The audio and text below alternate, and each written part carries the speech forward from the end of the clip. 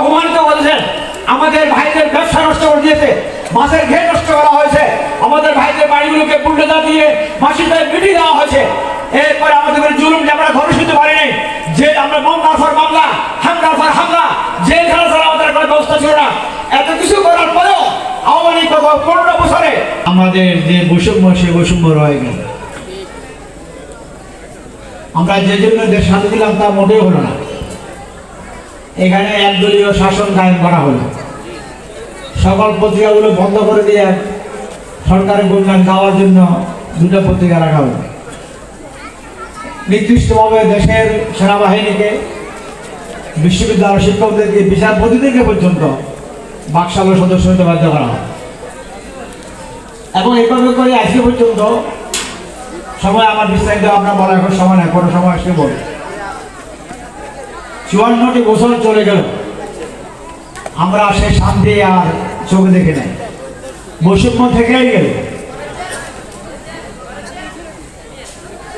যার কারণে এবার ছেলেরা প্রথম শুরু করলো, তারপরে সকল ছাত্র জনতা, কৃষক, শ্রমিক, ব্যবসায়ী, সাধারণ মানুষ সব ছেলে মেয়ে সবাই ঝাঁপিয়ে পড়লো আবার যে আমরা একটা সাম্য ভিত্তিক একটা বৈষম্যহীন বাংলাদেশ চাই। এই জন্য সকাল হয়েছে না আমার এবারও 2000 ছাত্র জনতা শাহাদাত বরণ করছেন, 40,000 আমাদের ভাই বোনেরা আহত হয়েছে, চোখ হারিয়েছে, পা হারিয়েছে। এবার আমাদের অসংখ্য ভাই বোন তাদের ধ্বংসস্তূপ অনেকগুলো পরিবার, এক ছেলে মারা যাওয়ার পর, স্বামী মারা যাওয়ার পর, এটা অবস্থা হয়েছে। এগুলো সব মূল লক্ষ্য ছিল আমাদের একটা কল্যাণমূলক দেশ প্রতিষ্ঠা করা। যদি গত 54 বছর তারা দেশ চালাইছেন, 2-4 জন ব্যতিক্রম বাদ দিলে, 2-4 জন ব্যতিক্রম বাদ দিলে অধিকাংশ নেতারাই ছিলেন চোর, দুর্নীতিবাজ, অন্যের সম্পদ লুণ্ঠনকারী, সরকারি সম্পদ লুণ্ঠনকারী, চাঁদাবাদী, এগুলো ছিল সকলের বৈশিষ্ট্য। যার কারণে আমরা যে আশা দেশ করলাম, সে আশা তিমিরে রয়ে গেল, এটা আর কোনো পূরণ হলো না। আমরা এটা বিশ্বাস করি, এই দেশকে যদি শান্তিপূর্ণ দেশ করতে হয়, সাম্যের দেশ করতে হয়, কল্যাণ পেতে হয়, শান্তি পেতে হয়, আল্লাহর আইন কায়েমের কোনো বিকল্প নাই।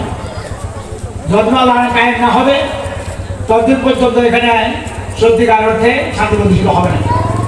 আল্লাহ তাআলা বলছেন, ওয়ালাউ আন্না আমানু আল কুরআ ওয়াত্তাকাও, যদি তোমরা কোনো জনপদে আল্লাহর আইন আর সত্য বৈশাখ ব্যবস্থা কায়েম করো, লাফাতাহনা আলাইহিম বারাকাতুম মিনাস সামাই ওয়াল আরদ, আকাশের বরকত জোয়ার উপরে দেবো, জমিনের বরকত জোয়ার উপরে দেবো। এটা কার ওয়াদা? আল্লাহর ওয়াদা। এই আল্লাহর ওয়াদা করে আপনার বিশ্বাস হয়? ইনশাআল্লাহ বিশ্বাস হয়। ইনশাআল্লাহ দুনিয়ার যদি আল্লাহর আইন কারা কায়েম করবে? ওই যে দুর্নীতিবাদ করে আল্লাহর আইন কায়েম করবে না। যারা আখিরাতের জবাবদিহিতার ভয় থাকবে না, তারা কি সৎ মানুষ হতে পারে? তারা হয়তো তাদের কোনো ভয় নেই, তারা যেন করে নেই। এই জন্য আমাদেরকে সৎ মানুষ লাগবে। সে সৎ মানুষ কোথায় পাওয়া যাবে? আমরা একটা পরিপূর্ণ আস্থার সাথে বলছি, জামাত ইসলামী সে ধরনের কিছু শব্দ তৈরি করতে সক্ষম হয়েছে, আলহামদুলিল্লাহ। আপনাদের জামাত ইসলামীকে যদি আল্লাহ তাআলা কবুল করেন, আল্লাহ পছন্দ করেন, আর আপনারা যদি আমাদেরকে সহযোগিতা করেন, সমর্থন করেন, জামাত ইসলামী যদি সরকার গঠন করে, তাহলে আপনাকে দেশ চালাতে পারবো কিনা? আপনাদের কথার উপরে বিশ্বাস আছে? কার বিশ্বাস আছে? তাই যে বোর্ডের আন্দোলন, আপনারা কি বিশ্বাস করেন কিনা যে জামাত ইসলামী যদি ক্ষমতা আয়, দেশ ঠিকমতো চলবো? আপনার বিশ্বাস হয়নি? বোর্ডের আন্দোলন সবাই যে আল্লাহ কবুল করুন। এই 1 নম্বর কথা।